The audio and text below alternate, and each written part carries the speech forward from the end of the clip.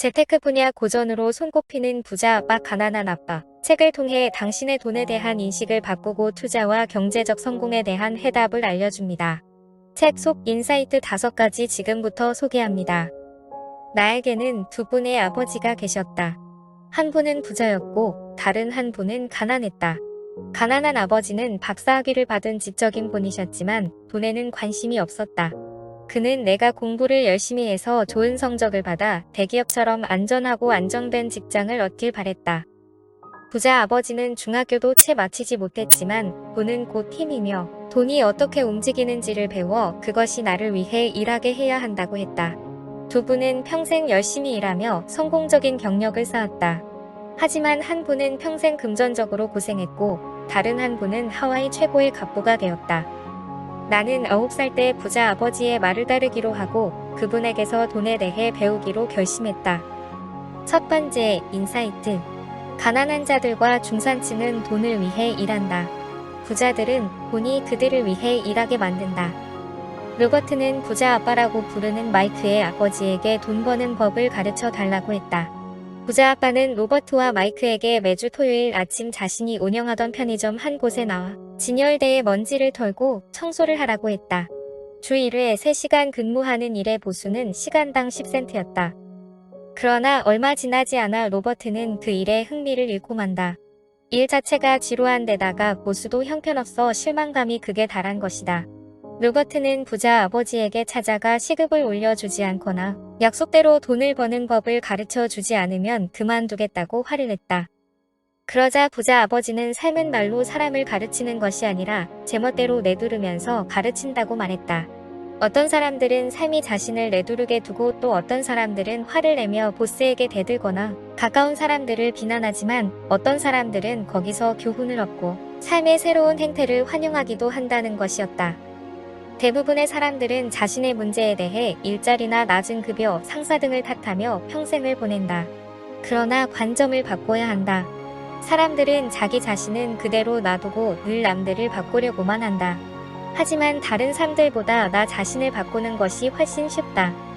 그리고 대부분의 사람들은 돈 문제와 관련해서는 안전을 추구하고 안정감을 느끼고 싶어 한다. 그래서 열정이 아니라 두려움을 따른다. 청구서를 제때 내지 못할지도 모른다는 두려움과 돈이 부족할지도 모른다는 두려움, 그리고 모든 걸 새로 시작해야 할지도 모른다는 두려움 때문에 사람들은 계속 참고 일을 한다. 대부분의 사람들은 그렇게 돈의 노예가 되고 애꿎은 사장을 탓한다. 직장은 장기적인 문제에 대한 단기적인 해결책일 뿐이다. 대부분의 사람들은 너무 겁에 질려서 이성적으로 꼼꼼하게 사고를 하지 못한다. 그래서 아무리 지겨워도 직장에 일을 하러 간다. 다른 길은 없을까? 라는 생각은 떠올리지도 못하고 말이다. 그렇다면 문제의 해결 방법은 무엇인가? 부자 아버지는 로버트에게 머리를 써야 한다고 말했다. 돈의 작용 방식을 배워서 돈이 자신을 위해 일하도록 만들어야 한다는 것이다. 또한 부자 아버지는 로버트가 화를 내서 기쁘다고 덧붙였다. 진정한 배움에는 활력과 열정, 불타는 욕망이 필요한데 그 방정식에서 큰 부분을 차지하는 것이 바로 분노이기 때문이다.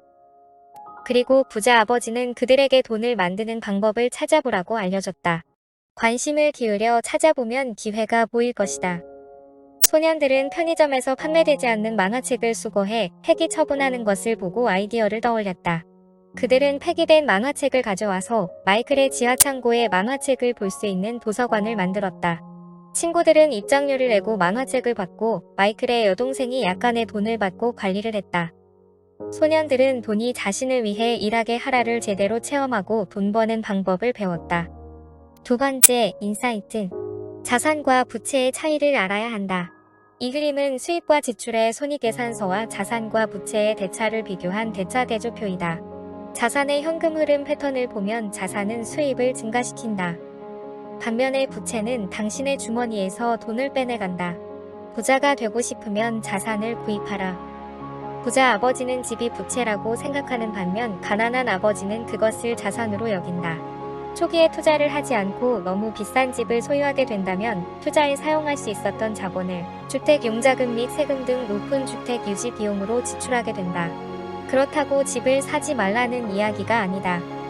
만약 더 큰 집을 사고 싶다면 현금 흐름을 생성할 수 있는 자산을 구입해 주택 비용을 마련하면 된다. 자산과 부채의 차이를 알았으면 수입을 창출하는 자산을 사는 데 전념하라.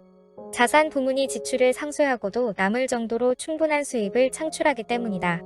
남는 돈은 다시 자산 부문에 재투자된다. 세 번째, 인사이트. 부자들은 자신을 위해 직장을 다니면서 자기 사업을 한다. 자기 사업을 하라. 경제적인 어려움을 겪는 것은 대개 사람들이 평생 다른 사람들을 위해 일하기 때문이다. 그러나 진심으로 창업에 관심이 있는 사람이 아니라면 권하지 않는다. 회사를 운영한다는 것은 정말 힘들고 그런 회사들 중 90%가 5년 안에 실패한다. 차라리 직장을 다니면서 자기 사업을 하길 권한다.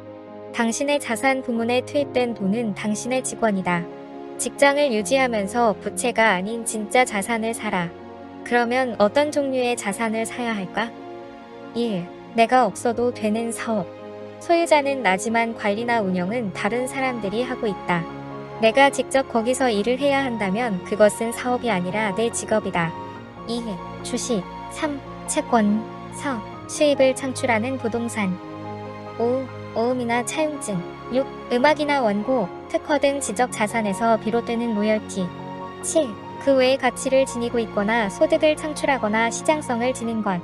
일단 자산 부문에 돈을 투입하고 나면 절대로 밖으로 빠져나오지 못하게 하라. 그런 돈의 가장 좋은 점은 하루 24시간 일하고 앞으로 수세대에 걸쳐서도 일할 수 있다. 부자 아버지는 자신이 좋아하는 자산을 취득하라고 말한다. 그래야 그에 대해 배우는 것도 즐길 수 있고 그에 대한 관리에도 더 많은 시간을 낼 수 있다.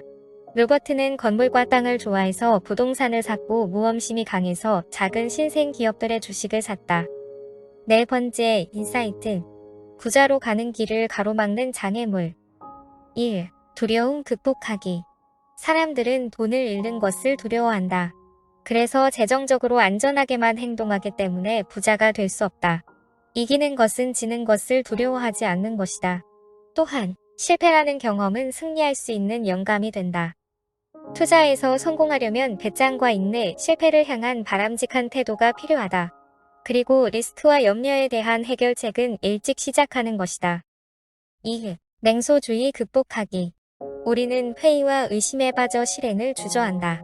냉소주의자들은 비판을 하고 승자는 분석을 한다. 용기 있는 자만이 위기가 기회임을 알고 최악의 시기에 투자를 한다. 모든 사람들이 행동하기를 두려워할 때 실행에 옮겨 보상을 얻는다. 3. 게으름 극복하기. 그 답은 약간의 욕심에 있다. 원하는 만큼 돈이 생긴다면 난 무엇을 할까? 약간의 욕심, 더 좋은 것을 갖고 싶다는 욕망이 없다면 진전할 수 없다. 우리가 사는 세상이 발전하는 이유는 우리가 더 나은 삶을 바라기 때문이다. 4. 나쁜 습관 극복하기. 성공하려면 성공적인 습관을 길러야 한다. 5. 오만함 극복하기. 내가 아는 것이 돈을 벌게 해준다. 내가 모르는 것은 돈을 잃게 만든다. 부자 아버지는 자신이 오만하게 굴 때마다 돈을 잃었다고 말했다. 왜냐하면 오만할 때 나는 내가 모르는 것은 중요하지 않다고 믿기 때문이다. 자신이 어떤 주제에 관해 무지하다는 사실을 알게 된다면 전문가를 찾거나 관련 서적을 통해 스스로를 교육시켜야 한다. 부자가 되는 10단계는 다음 편에서 소개해드리겠습니다. 자본주의에서 돈을 어떻게 바라보고 어떻게 행동해야 하는지 책을 통해서 배웠습니다.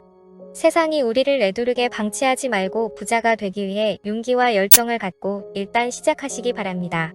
여러분을 응원합니다.